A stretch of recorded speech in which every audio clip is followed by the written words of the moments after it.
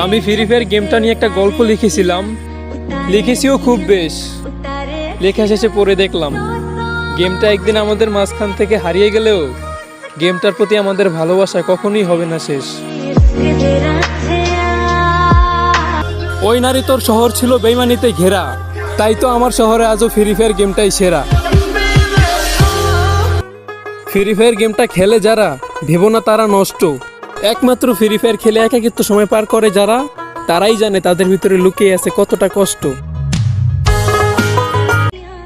গেমের নেশায় আসক্ত হব, প্রেমের নেশায় না। গেম খেললে কিছু পাই বা না পাই, কখনো কষ্ট পাবো না। ভালোবাসা খারাপ জিনিস, ভালোবাসাই প্যারা। আমরা কিন্তু ভালো মানুষ, আমগো কাছে আমগো ফ্রি ফায়ার গেমটাই সেরা। তোমাকে আমার করে পেতে চাই না, গার্লফ্রেন্ড নামক প্যারাটা মাথায় তুলতে চাই না। গেম খেলে আসি